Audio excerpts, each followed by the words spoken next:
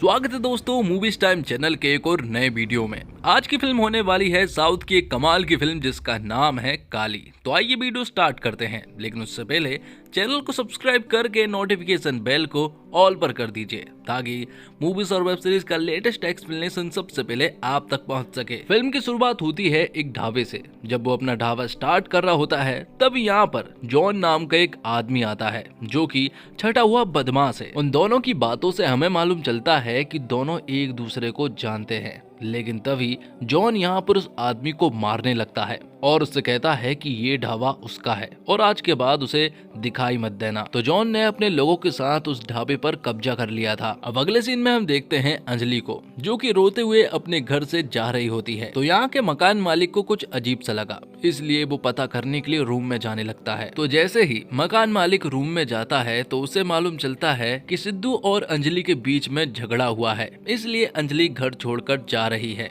यहाँ पर हमें मालूम चलता है कि दरअसल में सिद्धू और अंजलि पति पत्नी हैं। जब मकान मालिक सिद्धू के सामने पहुंचा तो वो उससे लड़ाई की वजह ना पूछते हुए अपने मकान के किराए के बारे में पूछने लगता है।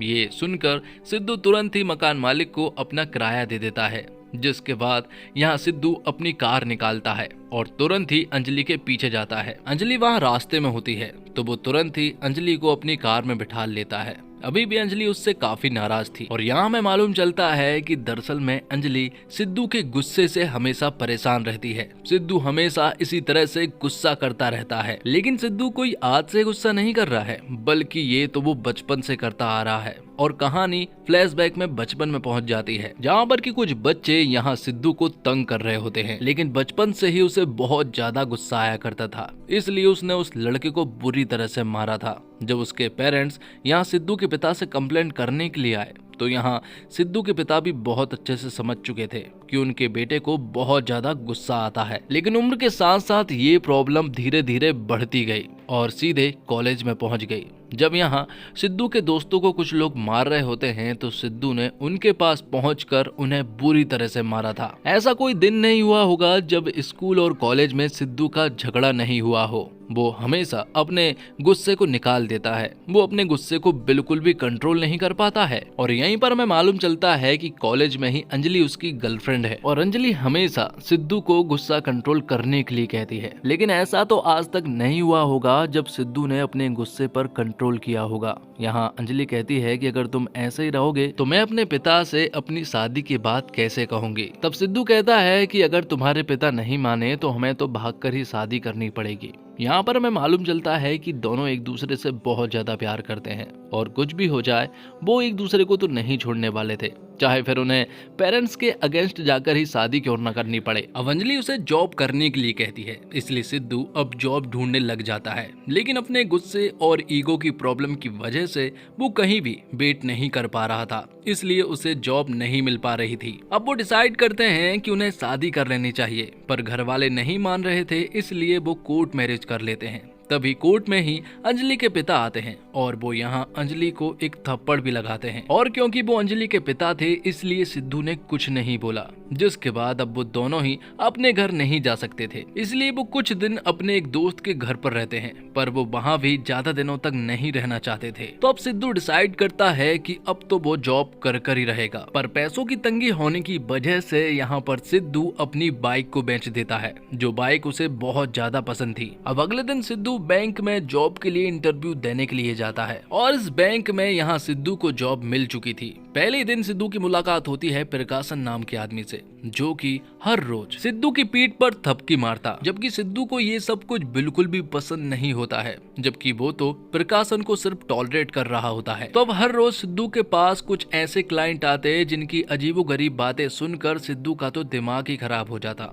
गुस्सा तो कंट्रोल करना ही पड़ेगा क्योंकि उसे ये जॉब करनी है, अगर वो जॉब नहीं करेगा तो उनके पास पैसे नहीं आ पाएंगे। तो इस तरह से वो कुछ महीने गुजारता है। अब उनके पास कुछ पैसे भी आ चुके थे, जिस वजह से सिद्धू और अंजलि अब एक नए घर में शिफ्ट हो जाते हैं। और कुछ दिनों के बाद सिद्धू ने एक कार भी खरीद ली थी। सिद्धू अपनी वाइफ अंजलि को कार चलाना सिखा रहा था, लेकिन अंजलि ठीक से कार नहीं चला पा रही थी, जिस वजह से सिद्धू उसके ऊपर गुस्सा भी करता है आगे हम देखते हैं कि जब से सिद्धू जॉब करने लगा है तब से वो गुस्सा कुछ ज्यादा ही करने लगा है, क्योंकि ऑफिस में उसे क्लाइंट बहुत ज्यादा परेशान करते, इसलिए उसका दिमाग खराब हर दिन रहता है। अब हर रोज की तरह जब सिद्धू ऑफिस पहुंचता है तो हर रोज की तरह ही प्रकाशन उसकी पीठ पर थपकी मारता, लेकिन अब ये गुस्सा सिद्धू की बस में नहीं रहा है। उसे अब हद से ज्यादा गुस्सा आने लगा है। छोटी छोटी बात पर अब वो चिढ़ने लगा था और रही कसर तो प्रकाशन पूरी कर देता है, जिस वजह से अब सिद्धू पूरी तरह से फ्रस्ट्रेट होता जा रहा था। अब उसी दिन सिद्धू की बैंक की मैनेजर उसे अपने पास बुलाती है और वो उसे एक परफ्यूम गिफ्ट करती है। साथ ही वो उससे कहती है कि अगर तुम्हारा आज का कोई प्लान ना हो तो हम आज रात मूवी देखने के लिए चल सकते हैं। सिद्धू समझ चुका था कि उसकी बैंक मैनेजर उसके ऊपर लाइन मार रही है, इसलिए वो उनसे कह देता है कि आज वो बिल्कुल भी फ्री नहीं है और फिर वो अपनी वाइफ अंजलि के साथ एक मॉल में चला जाता है, जहां पर कि लौटते समय वो अपनी वाइफ को ही कार चलाने के लिए कहता है। लेकिन इसी बीच यहाँ सिद्धू अंजलि को कई बार चिल्लाता है, क्योंकि वो ठीक तरह से ड्राइविंग नहीं कर पा रही थी, इसलिए अब यहाँ सिद्धू को ही ड्राइविंग करनी पड़ती है और अपने घर आना पड़ता है। अब रात को अंजलि और सिद्धू जब दोनों साथ में होते हैं और यहाँ सिद्धू ने अपनी बैंक मैनेजर के बारे में अंजलि को बताया था। जब वो बात कर ही रहे होते हैं कि तभी यहाँ इडियट नाम के एक बंदे का कॉल आता है। यहाँ सिद्धू अंजलि से पूछता है कि आखिर ये कौन है, तो अंजलि कहती है कि जाने दो, ये बस ऐसे ही है जो कभी कभी कॉल करता रहता है, ये उसे हैंडल कर लेगी। लेकिन सिद्धू को तो यहाँ पर अंजलि की रिंगटोन भी पसंद नहीं है। उसे तो इस बात पर भी गुस्सा आ रहा था, जिस वजह से वो अंजलि के चिप्स को गिरा देता है, लेकिन बाद में वो उसे मनाने भी लगता है। तो सिद्धू के गुस्से को अगर कोई समझ सकती है तो वो अंजलि ही है। अंजलि उसे बहुत समझाती है कि इतनी छोटी छोटी बातों पर गुस्सा नहीं करना चाहिए। अगले दिन अंजलि के पेरेंट्स अंजलि के पास कॉल करते हैं, जो कॉल उन्होंने पहली बार किया था। वो बताते हैं कि उसके भाई का रिश्ता तय हो गया है, इसलिए वो लोग उन्हें शादी के लिए इनवाइट कर रहे थे। अब एक दिन रात को सिद्धू अंजलि से बताता है कि आज फिर उसका एक आदमी से झगड़ा हो गया। तब अंजलि उससे कहती है कि तुम्हें अपने गुस्से को पालना होगा। जब तुम किसी इंसान के ऊपर गुस्सा करते हो तो उसे बिल्कुल भी अच्छा नहीं लगता है। वो चाहती है कि हर एक इंसान तुम्हें अच्छी नजरों से देखे और माने कि तुम एक अच्छे इंसान हो। तुम्हें अपने गुस्से को कंट्रोल करना ही होगा, जिसमें वो उसकी मदद करेगी। अगले दिन अंजलि सिद्धू के लिए एक स्माइली बॉल लेकर आती है। वो कहती है कि जब भी तुम्हें गुस्सा आएगा ना तो तुम इस बॉल को प्रेस करने लगना, हम वो हर एक चीज करेंगे जिससे कि तुम्हारा गुस्सा शांत होगा। अंजलि सिद्धू को मेडिटेशन की क्लास भी भेजती ताकि उसका मन शांत रहे और वो गुस्से पर कंट्रोल कर पाए। तो इन सारी चीजों की वजह से अब सिद्धू के अंदर कुछ बदलाव तो आए थे। अब वो थोड़ा खुश रहने लगा था और यहाँ वो अंजलि को अपने घर भी ले जाता है, अपने माता पिता के पास, जहाँ सिद्धू के पेरेंट्स देखते हैं कि सिद्धू के बिहेवियर में बदलाव आया है और अब वो खुश रहने लगा है। और अब वो दिन भी आ जाता है जब अंजलि के भाई की शादी होने वाली थी और वो आज रात ही अंजलि के घर के लिए रवाना भी होंगे। लेकिन उससे पहले वो लोग सिद्धू के एक दोस्त की शादी में जाने के लिए पूरी तरह से तैयार थे। अंजलि देखती है कि सिद्धू अब पूरी तरह से बदल चुका है, यहाँ तक कि वो तो एक दिन अंजलि के साथ डांस भी कर रहा था, जो देखकर अंजलि को बहुत ही अच्छा लग रहा था, क्योंकि बहुत दिन हो चुके थे और सिद्धू ने किसी के ऊपर भी गुस्सा नहीं किया था। अब रात को ही सिद्धू अंजलि के साथ शादी में पहुंचता है, जहां पर कि सिद्धू अंजलि को अपनी बैंक मैनेजर के बारे में बताता है। वो यहीं पर खड़ी हुई थी। तब यहाँ पर थपकी मारते हुए प्रकाशन आता है। पल भर के लिए तो सिद्धू को बहुत गुस्सा आया था, पर यहाँ पर सिद्धू ने अपने गुस्से को कंट्रोल कर लिया था। बाद में सिद्धू अंजलि को अपनी बैंक मैनेजर से मिलवाता है और वो उसे अपने दोस्तों से मिलाने के लिए ले जाती है। अंजलि का जाने का तो बिल्कुल भी मन नहीं था, लेकिन सिद्धू के कारण उसे जाना पड़ा। थोड़ी देर के बाद ही फिर से प्रकाशन सिद्धू के पीछे आता है और वो फिर से उसकी पीठ पर थपकी मारता है और इस बार तो वो उसे चांटा लगाने वाला था, लेकिन फिर से यहाँ सिद्धू ने अपने गुस्से को कंट्रोल कर लिया था। अब थोड़ी देर के बाद सिद्धू अंजलि को पार्टी में ढूंढने लगता है। इधर उधर ढूंढने के बाद उसकी नजर पड़ती है कि यहाँ प्रकाशन अंजलि से बात कर रहा है। वो तुरंत ही उसके पास पहुंच जाता है।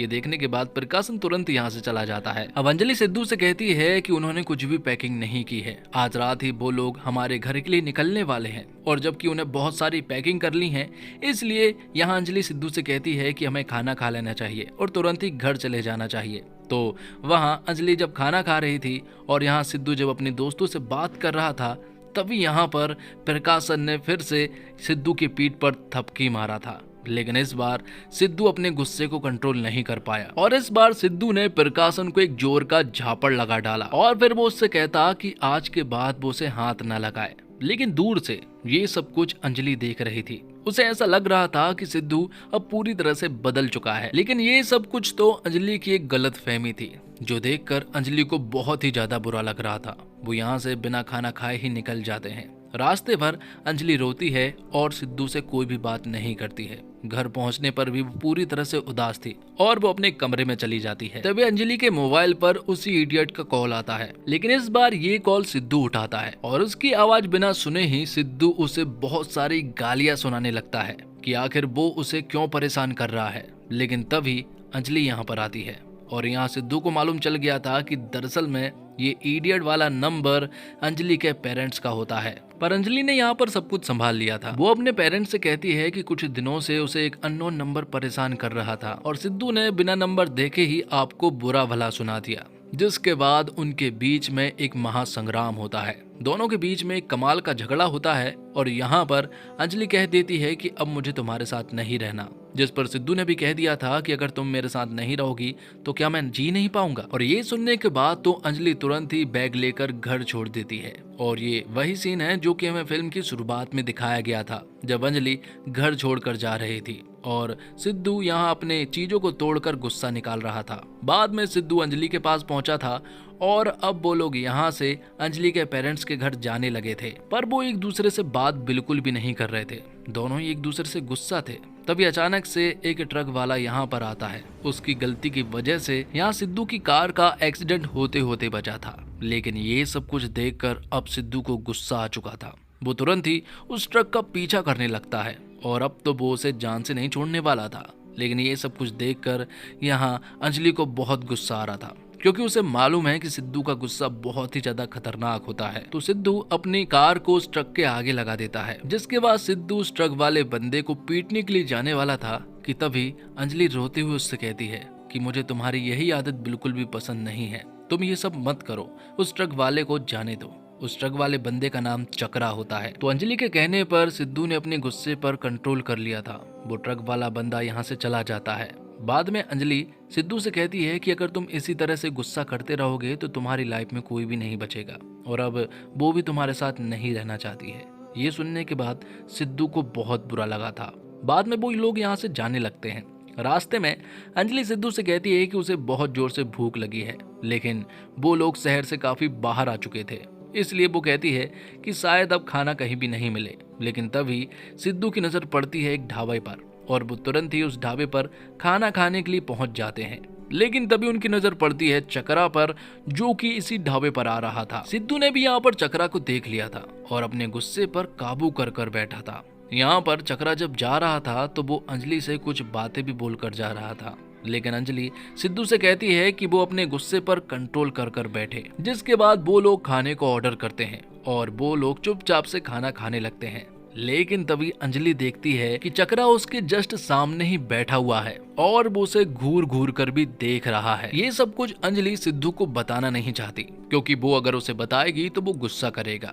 लेकिन सिद्धू ने ये सब कुछ नोटिस कर लिया था, इसलिए वो अपनी सीट पर अंजलि को बिठा देता है। लेकिन तभी चक्रा भी अपनी सीट चेंज कर देता है और फिर से यहाँ अंजलि के सामने आ जाता है। अंजलि यहाँ पर सिद्धू से कहती है कि कोई प्रॉब्लम नहीं है, वो उसे हैंडल कर लेगी, जबकि वो तो उसकी तरफ देख ही नहीं रही है। जिसके बाद यहाँ पर वो लोग जूस ऑर्डर करते हैं। उस जूस में एक मक्खी निकलती है, तो यहाँ सिद्धू कहता है कि इसमें एक मक्खी है और वो इसे नहीं पियेंगे। जिसके बाद वो बंदा उस जूस में से मक्खी को निकाल कर वापस उस जूस को यहाँ सिद्धू के सामने रख देता है। लेकिन फिर भी सिद्धू ने वो जूस नहीं पिया था। जब वो बिल चुकाने के लिए जाता है तो वो यहाँ ढाबे के मालिक से कहता है जितना भी बिल हुआ है उसमें से वो 80 रुपए काट कर देगा, क्योंकि उसने जूस नहीं पिया है। यहाँ हम देखते हैं कि ढाबे का मालिक जो है वो जॉन है और जॉन को हमने फिल्म की शुरुआत में देखा था, जिसने इस ढाबे पर कब्जा किया है और जॉन और चक्रा दोस्त होते हैं। चक्रा यहाँ अंजलि को घूर कर देख रहा था, लेकिन अंजलि उसके ऊपर ध्यान ही नहीं दे रही थी। तो यहाँ पर झगड़ा ना हो इसलिए सिद्धू पैसे देने के लिए रेडी हो जाता है। लेकिन जैसे ही वो अपना वॉलेट निकालता है तो उसके पास कैश बिल्कुल भी नहीं था। वो अंजलि से पूछता है कि क्या तुम्हारे पास कुछ पैसे हैं, जिस पर कि अंजलि कहती है कि उसने अपना पर्स घर ही भूल आई है। तो अब सिद्धू जॉन के पास वापस जाता है, वो उसे कार्ड दे देता है, लेकिन जॉन कहता है कि ये कार्ड यहाँ पर काम नहीं आएगा। पर सिद्धू कहता है कि हमारे पास पैसे नहीं है। पर बाजू में ही चक्रा खड़ा था, वो यहाँ सिद्धू से कहता है कि अगर पैसे नहीं है तो तुम लोग पास ही में एक एटीएम है, वहाँ से निकलवा कर ला सकते हो, जो कि कुछ 2 किलोमीटर की दूरी पर ही है। इसलिए सिद्धू और अंजलि एटीएम जाने लगते हैं, लेकिन तभी जॉन के बहुत सारे बंदे यहाँ पर आ जाते हैं। जॉन उससे कहता है कि हमें तुम्हारे ऊपर भरोसा नहीं है, अगर तुम यहाँ से भाग गए तो, इसलिए तुम दोनों में से एक को तो रुकना ही पड़ेगा। लेकिन सिद्धू यहाँ पर अंजलि को नहीं छोड़ना चाहता था, इसलिए वो अंजलि से कहता है कि तुम कार को लेकर जाओ और पैसे लेकर आओ, क्योंकि तुमको मैं इन दरिंदों के बीच नहीं छोड़ सकता। इसके बाद अंजलि कार को लेकर जाने लगती है। उसे ठीक तरह से कार चलाना अभी भी नहीं आता है। बीच रास्ते में उसके मोबाइल के सिग्नल चले जाते हैं, जिस वजह से अब वो किसी के पास कॉल भी नहीं कर पाएगी। दूसरी तरफ हम देखते हैं कि चकरा भी अब यहाँ से जाने लगा था और ये सब कुछ सिद्धू देख रहा था। सिद्धू समझ रहा था कि आखिर ये कुछ न कुछ गड़बड़ी कर सकता है और अब वो कुछ कर भी नहीं सकता था। तभी अंजलि को कुछ लोग दिखते हैं। अंजलि उनसे एटीएम का पता पूछने लगती है, लेकिन उनको कोई आइडिया नहीं था। तब अंजलि उनसे पुलिस वालों का पता पूछती है और वो बताते हैं कि पास ही में एक पुलिस स्टेशन है। लेकिन तभी हम देखते हैं कि पीछे से ट्रक लेकर चकरा आ चुका था। चकरा की नीयत तो अंजलि को लेकर शुरुआत से ही ठीक नहीं थी। यहाँ चकरा अंजलि को बार बार घूर कर देख रहा था। दूसरी तरफ ढाबे पर सिद्धू एक बाइक को चुराने की कोशिश करता, लेकिन तभी यहाँ पर उस बाइक का मालिक आ जाता है और यहाँ पर फाइट होने लगती है, क्योंकि जॉन के सभी लोग यहाँ पर पहुंच चुके थे। लेकिन सिद्धू उन सभी से फाइट करता और लोगों को बेरहमी से मार रहा था। लेकिन तभी जॉन यहाँ पर सिद्धू को एक जोर का पंच मारता, जिस वजह से वो बेहोश हो गया था। उसे वो लोग एक रूम में पटक देते हैं। थोड़ी देर के बाद जब उसे होश आया तो यहाँ एक लड़के ने गेट को खोल दिया था। वो लड़का यहाँ सिद्धू से कहता है कि जल्दी से यहाँ से भाग जाओ। जैसे ही सिद्धू यहाँ से बाहर निकला तभी अचानक से उसके ऊपर किसी ने हमला कर दिया था और ये सीन यहीं पर कट हो जाता है। दूसरी तरफ हम देखते हैं कि चकरा अभी भी अंजलि का पीछा कर रहा है। अंजलि पूरी तरह से डर चुकी है, क्योंकि चकरा तो उसके पीछे से जाने का नाम ही नहीं ले रहा है। तब अंजलि थोड़ा आगे जाकर फोन मिलाने की कोशिश करती, लेकिन कॉल नहीं लग रहे थे क्योंकि नेटवर्क्स नहीं थे। थोड़ी देर के बाद फिर से चकरा आ जाता है और वो उसका पीछा करने लगा था। तभी हम यहाँ पर एक आदमी को देखते हैं जो कि मवेशियों को चरा रहा था। तभी चकरा पीछे से अंजलि की कार में टक्कर मार देता है, जिस वजह से अंजलि की कार एक जगह पर फंस चुकी थी। थोड़ी देर के बाद यहाँ पर चकरा आ जाता है और वो अंजलि से कहता है कि गेट से बाहर आए, लेकिन अंजलि मना कर रही थी। लेकिन अंजलि के मना करने पर चकरा ने कार के कांच को तोड़ दिया था और उसके साथ जबरदस्ती करने लगा था। लेकिन तभी चकरा देखता है कि पीछे से पुलिस आ रही थी और पुलिस को देखने के बाद चकरा तुरंत ही यहाँ से छूमंतर हो जाता है। पुलिस के आने पर अंजलि ने सारी बात पुलिस वालों को बताई और तुरंत ही उन्हें ढाबा लेकर गई। ढाबे पर वो देखती है कि यहाँ तो बहुत ज्यादा मारपीट हुई है। यहाँ पुलिस वाले इधर उधर देखने लगते हैं। तभी उन्हें यहाँ एक आदमी पूरी तरह से जख्मी दिखाई पड़ता है। वो आदमी कोई और नहीं बल्कि जॉन होता है।